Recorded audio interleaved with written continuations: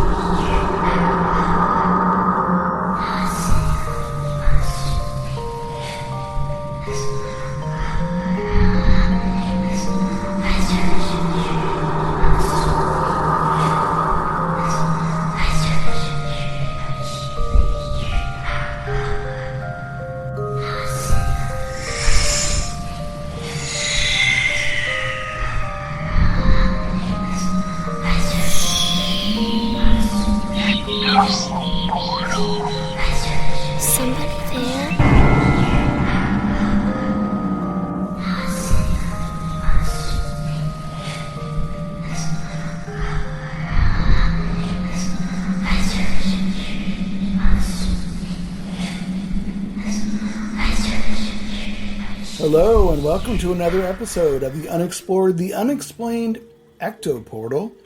I'm Anthony Anderson, your host, and I'm here with my co-host, Verna Wilson. And today we're not going to talk about ghosts, we're not going to talk about UFOs, we're going to talk about a potential Bigfoot of Portlock, Alaska. Plug your nose. Yeah, absolutely plug your nose. Plug your nose. It's an interesting story that went on and still goes on for over 70 years. So this tells you that Bigfoots can be very territorial and obviously are having offspring to live this long. But we will talk about that. So let's talk about where we went. I guess it was a couple weeks ago now. Yeah. Yeah, we went to, we had a really nice pre-New Year's dinner and drinks. We went to this really lovely Vietnamese place on Valencia Street in the Mission, and I love that place. I've been going to that place. It's pretty good. Yeah, it's really good, and the food is great. The prices are really good. And then we went afterwards to the Mark Hopkins and to the Fairmont. Well, we started off at the Mark Hopkins, and we wanted to get. That's right. We were going to go up to the top of the Mark. The top of the Mark, and we were all set to do that. We were in the elevator with these very posh people coming up there, and I complimented this one lady on her beautiful coat, and all of a sudden we got there and they're all having dinner, and Tony said, "Well, we want drinks and dessert," and she said, "Well, we're not serving that yet." Yeah. And then they mentioned that you had to have a reservation, and it was $15. It was $10 per person with a reservation to go in, and it was $15 per person to go in if you didn't have a reservation.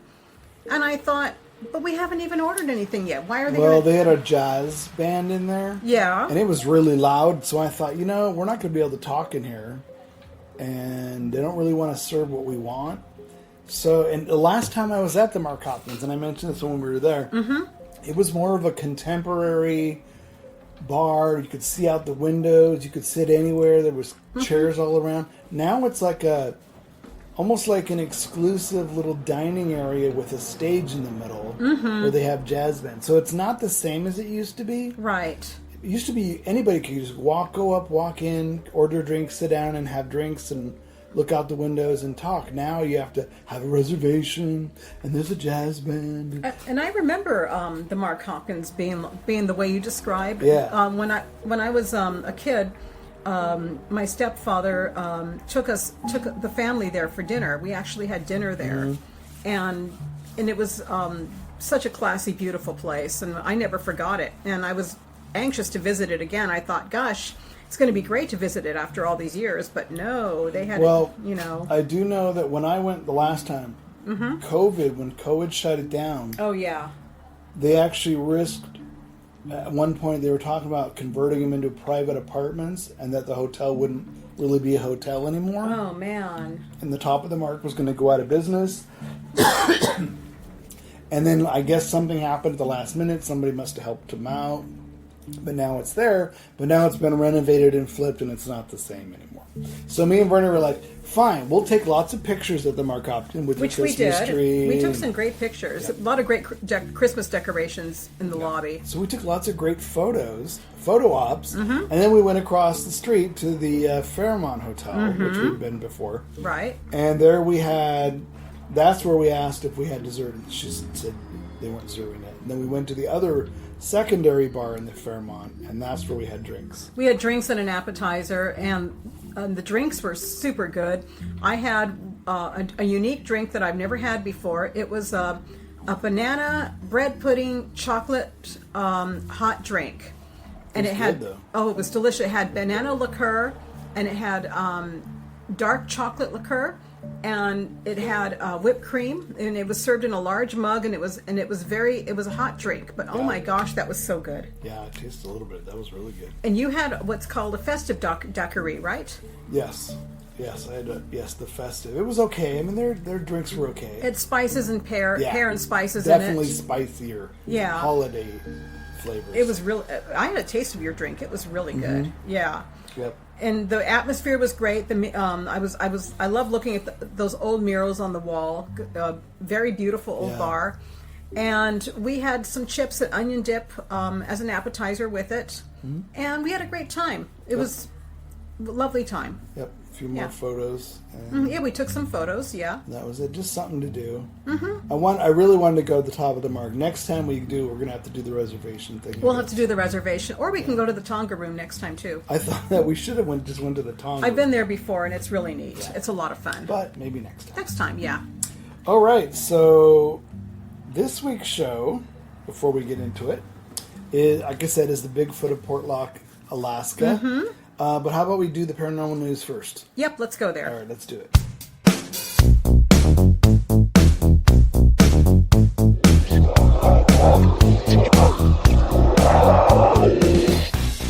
And welcome to the paranormal news. It's Bigfoot galore this week. I also have an article about Bigfoot. A man accidentally photographs Bigfoot after he smells them and hears them in the woods. A man accidentally captured an image of Bigfoot after going through photographs from a camping trip and noticed a figure in the background. Now, he thinks he might have accidentally photographed Bigfoot after hearing strange noises and picking up a weird smell in the woods. No, it wasn't himself. Apparently it was something else in the woods. Yeah, okay.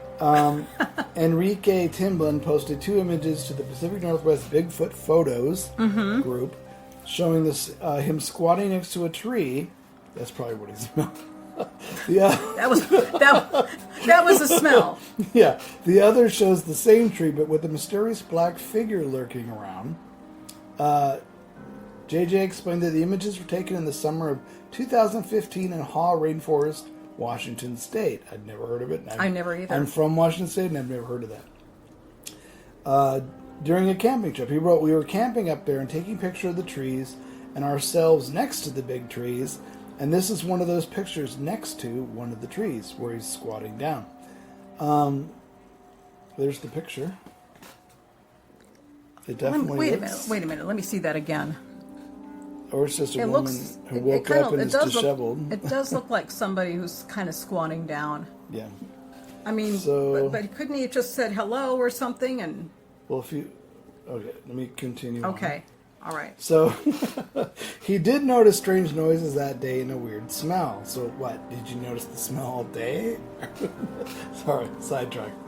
We even left the area and went to another due to the weird vibe. A week later, while in my apartment in Seattle, I zoomed up on a picture of a big tree from a different angle, wondering what the dark area was. And this is what the dark area looked like. Maybe a Bigfoot sighting on accident? Who knows? Some people seem to think that JJ might have genuinely stumbled across the elusive beast. One wrote that the HOH is real squatchy. I don't know what HOH means. I don't know what that means. Looks like he saw you. Another wrote, "Yep." While a third added, "I like the picture. It could be something."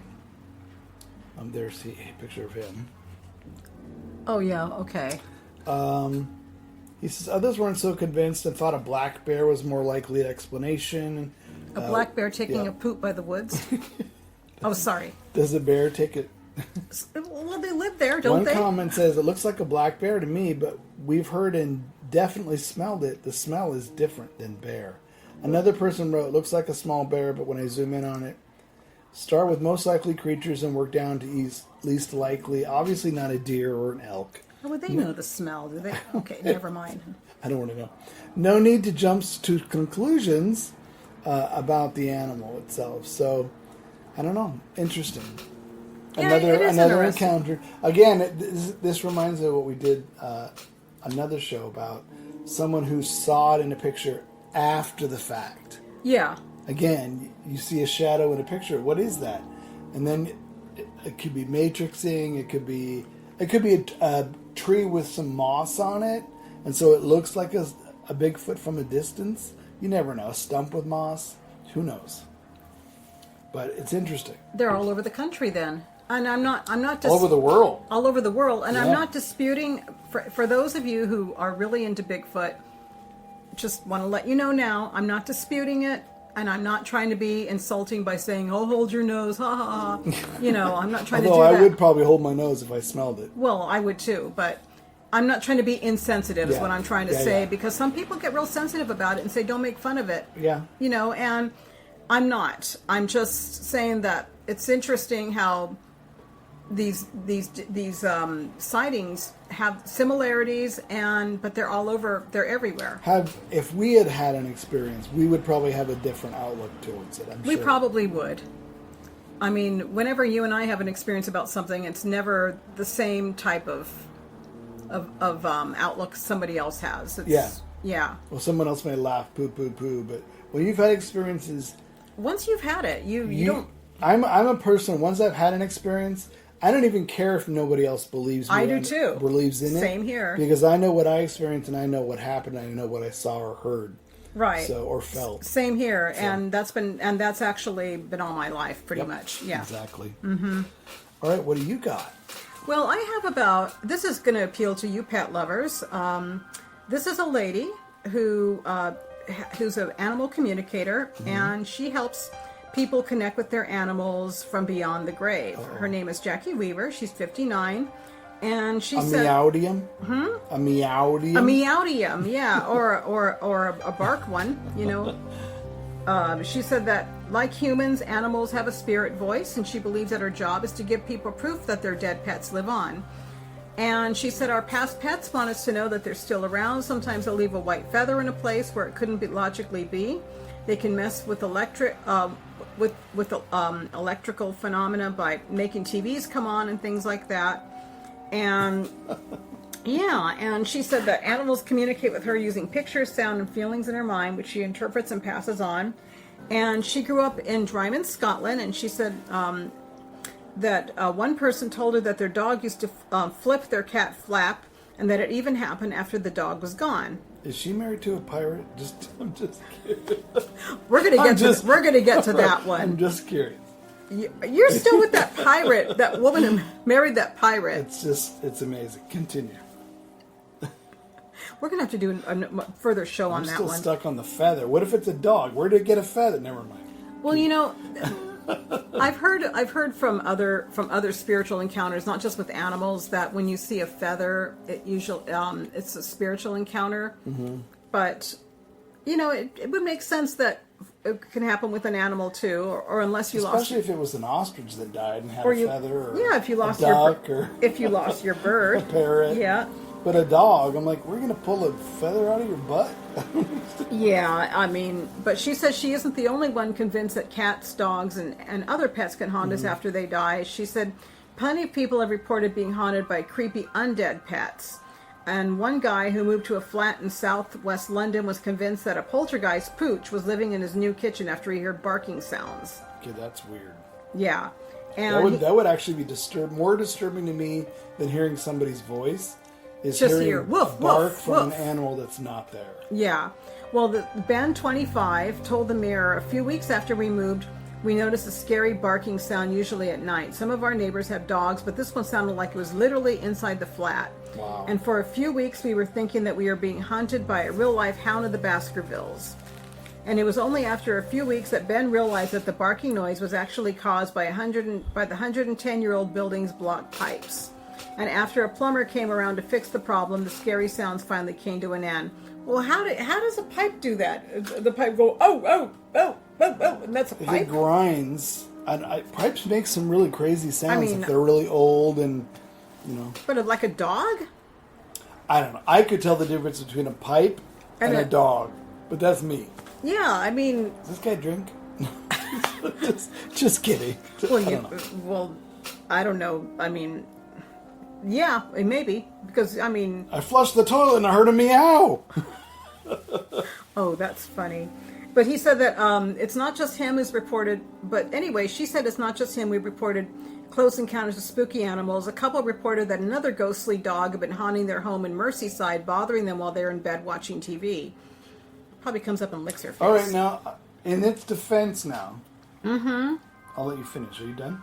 Well, not quite, but it was from Michael and Blair Lee. They said they thought the spooky sounds were being made by their cat Maggie, but they realized that they can sense the dog's presence even when she wasn't there. Yeah. And all it does is it lies on their feet, and that's all it does. And I have my partner as a witness who's seen a dip in the bed. When I asked if the ghost was there the other day, he heard the noise it made, and it was no way a cat would make that noise, so it must be a dog. So they sensed it was a dog. Okay, now in this defense, for spiritual animals, sure. I myself, we've discussed this before, I've had a cat that using its paws to knead I have too. the blanket or the covers. I've had some encounters with cats. Let's let the police go by.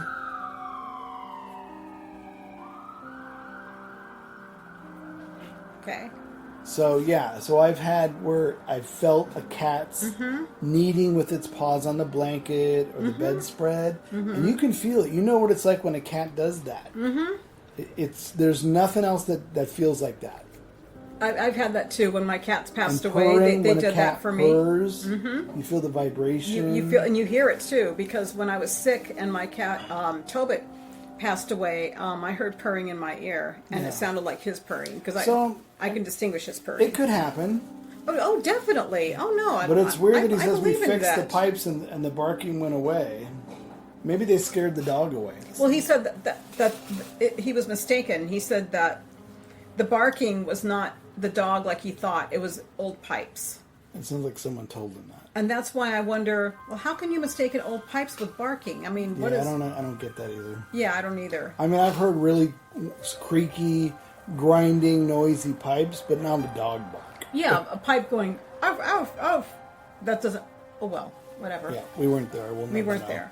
So, yeah. And I've had some activity, paranormal activity in my apartment here with my two cats. I heard the meow of a baby kitten coming around me and around this area when I've been sitting here working around this area.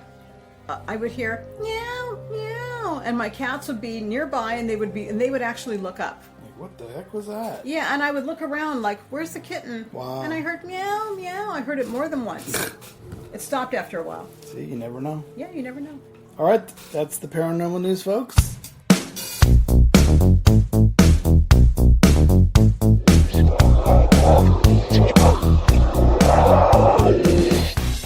All right, so after all that Bigfoot talk, we're going to have some more Bigfoot talk. Well, of course we are. We're going to talk about the Bigfoot of Portlock, Alaska. It's a story that goes back well over 160, 70 years. Mm-hmm. So Portlock, Alaska is located in the southern tip of Kenai Peninsula. The Aleut people have lived in the southern tip of Kenai Peninsula for thousands of years, but a settlement wasn't actually created until the 1780s. Now, the village was established when Captain Nathaniel Portlock of the Royal British Navy arrived there in 1787. Obviously, the village is named after him. The village has landscapes that are picturesque, lots of open, unexplored spaces, and plenty of fish. It's Alaska. Of course we're going to have lots of fish. But it didn't really start to grow as a community until the dawn of the 20th century when a cannery to can salmon was built in the town. Now, the village was pretty small, handful of residents, made up of fishermen, lumbermen, miners, and cannery workers. Largely composited of Russians and Alaska natives. By 1921, Portlock had grown enough to open a post office. Ooh, it's up and coming now. Oh, wow. Cannery, post office. Now county buildings. Yeah. So neighboring villages of Seldovia, Nantiinaq, and Port Graham will tell you that if they're asked, that Portlock is haunted. It was known all around Alaska to be one of the creepiest places in the state, and that many people were afraid to visit it due to all the unexplained and mysterious occurrences. And you're asking, what kind of occurrences? That must be a lot of occurrences then. Yeah.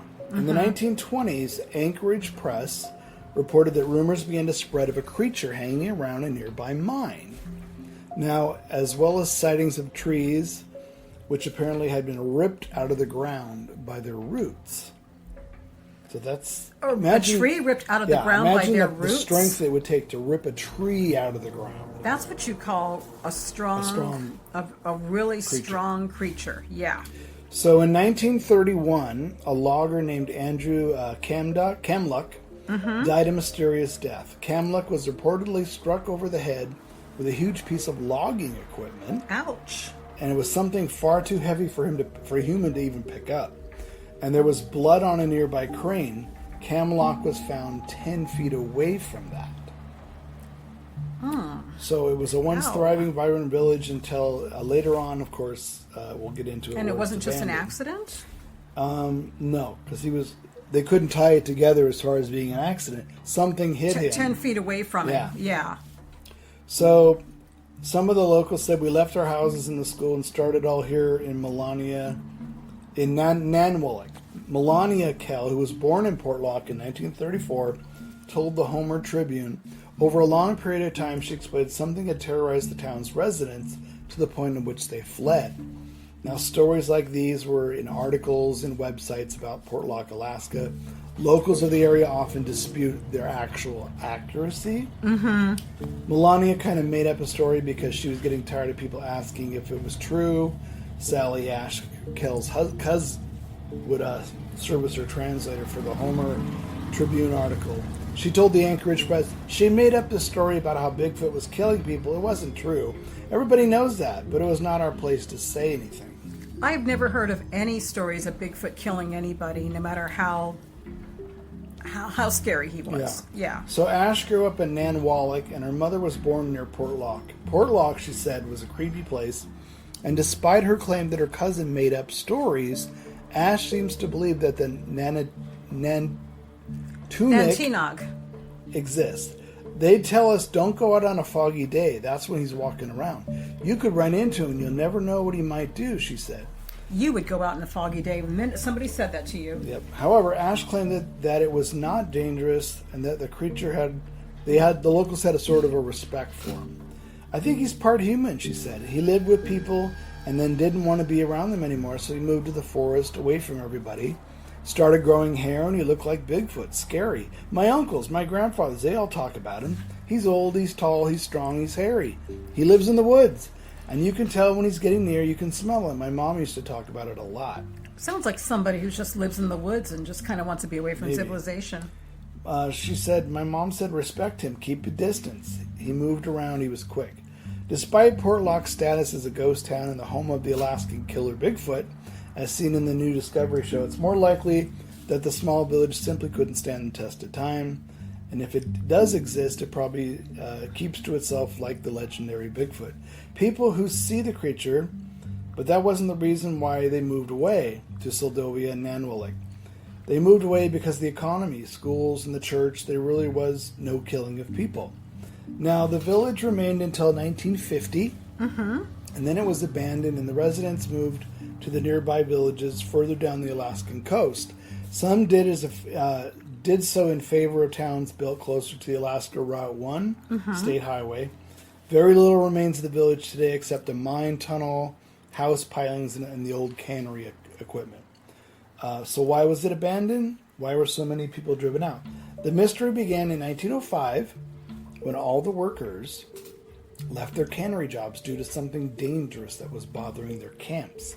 Some of the workers returned the following season, but the instances continued. Fear and alarm began to grow in the village that something had begun to invade their town. Besides the cannery workers, hunters and local gold miners that trekked up in the mountains began to disappear. In 1931, a man was chopping wood and was attacked. When they found he was murdered, it was only by a single blow that appeared as though from a force stronger than that of a human. This caused a lot of shock and panic in the town. One group of hunters that were tracking a moose found a giant 18-inch long footprints and realized they were both after the same moose at the same time. Soon they found blood on the ground everywhere, but no moose. The giant footprints led off up the mountains, and these shocking discoveries began to happen on a regular basis. The local dialect of Alutiiq called the creature Nantiinaq, which means half man, half beast. Yeah. One resident had a frightening encounter when they stumbled upon a large hairy man destroying the fish wheel equipment. He ran and got his gun, and when he returned, the tall and menacing creature stared him down for a few moments, then simply walked off and disappeared into the woods. Now, fear in the village was heightening, as someone actually saw the creature firsthand and lived to describe it. Locals found a number of animal corpses that had been recovered from a nearby fishing lagoon, and all had strange wounds that were not made by bears. And the locals knew the difference between something wounded by a bear and something wounded by they couldn't recognize. The loss of life in the town was taking its toll. Residents began to flee. By 1949, most of them had vacated. All of their homes and the nearby mine, the cannery, the teacher's cottage, and even the local schoolhouse was left for nature to take back. This was the start of Portlock becoming one of the many abandoned towns throughout the state of Alaska. Now, soon only one resident remained, and that was the postmaster. He actually stayed in the town for one more year until the post office closed in 1950. And that would make sense. And that's when he left town, and it was chillingly empty of its former inhabitants. The town of Portlock is still vacant today, and the census for the location was eliminated in the late 80s by the government. Some folks do visit the decrepit and eerie town out of curiosity or need. Obviously, that Discovery TV shows doing something. A fisherman who was escaping a violent storm took refuge in the town in the 70s and claimed that something large had walked through his camp, upright on two legs. He left the very next day. And it's been over 70 years for these encounters, and folks still report them. Now, was this Bigfoot or something similar, possibly related to Sasquatch? Maybe. There's a good chance this creature and its offspring still reside and live around Portlock today, which explains why people would still want to trek up there and do a TV show to see what they could find. Or an investigation there. Yeah. I mean, when someone said, oh, nobody ever died, no creature ever killed anybody, I mean, that's true. Towns do get... They go out of use. There's no use for them anymore. Maybe the cannery business wasn't so big anymore. Sure. People wanted to live in bigger cities in Alaska, and they just abandoned it. California is full of that. So is Nevada. Oh yeah, definitely. Idaho has some. But I don't know. As far as a creature, you got to admit that Alaska's a great place if you're Bigfoot. If you wanted to be left alone. If you're a creature like that, Alaska is a good place to hide out because there's so much wilderness and small abandoned places there. I mean, I can't see it being a man that's hairy that comes to town and threatens people and goes back in the woods. You would know who it was. Someone would know who that person was. Unless he's lived out off the grid for a long, long time and he's unknown. But I think even if you saw someone walk up who hadn't had a haircut, wasn't shaved, was just smelly, obviously no clothes if it was a hairy beast. Yeah. So you think he'd at least wear clothes. Right. But you would notice whether it was a man or not. If they were walking... That's pretty cold for no clothes in Alaska. Yeah, I wouldn't... Yeah. I mean, burr. Yeah, even for Bigfoot, I'd be like, let me get some clothes on. Yeah. Here's a thermal suit. Yeah, I don't know. I don't know if I would want to encounter one. I don't know if I would be afraid, because like you said, I've never heard of anyone physically attacked by one that I've heard of. No. That doesn't mean that hasn't happened. That doesn't mean it hasn't happened. But I've never heard an encounter of someone say, I was thrown to the ground and I was beaten, they ripped my arm off. Or killed. I've never Yeah. heard of anybody being killed by a Bigfoot. Scared off, Scared off, yes. terrified, running from it, maybe Right. chased by one. Right, I've heard But of being that. chased isn't being killed. No, not the same thing. So I don't know. I don't know what I would do. I guess it's one of those things where you'd have to be there. You'd have to be there. And say, would you stick around and you could see it, smell it, see its size, and it's coming towards you. Do you stick around and take a picture of it? Well, remember that one encounter, that man said that he looked at him in the eyes, and he probably looked at him like it was his way of saying, don't go near me. Yeah. And the man had a gun. So he obviously had his own way of driving someone away. Yeah. Yeah. Yeah, it's interesting, though. I don't know. I don't know. Would you, if they said, do you want to investigate the town for a week, would you stay at the town for a week?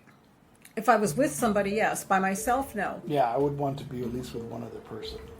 Or even a group of people. Mm-hmm. Yeah. If I were with a few people and... Like, I would go with a Bigfoot hunting group. Yeah. If there were a number of them with me, Yeah. just to see what they do Sure. in an investigation. Yeah. Obviously different than what we would do. Right. But I'm that curious to find out what they use as a trigger. I know they have like Bigfoot calls they record and they play back to get them to answer back, throw rocks. For the experience, it might be an interesting thing to do.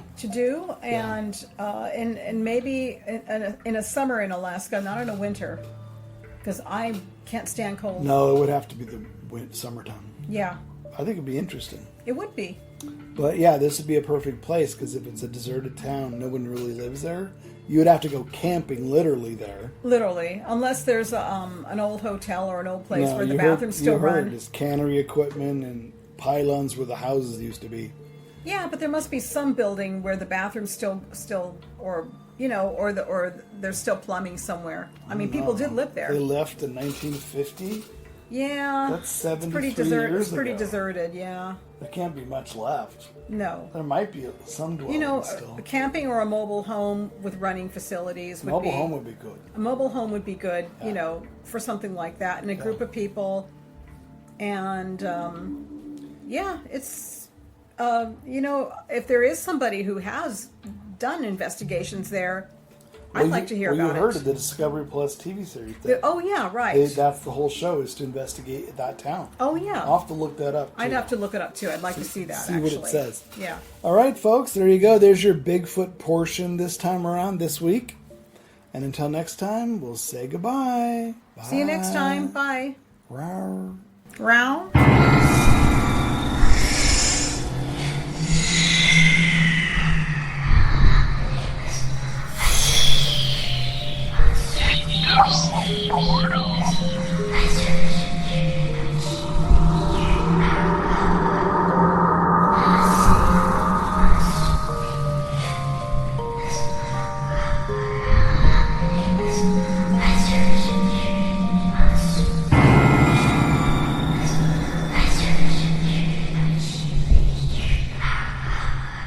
Royalty-free, copyright-free music by Kevin MacLeod and Ross Bugden.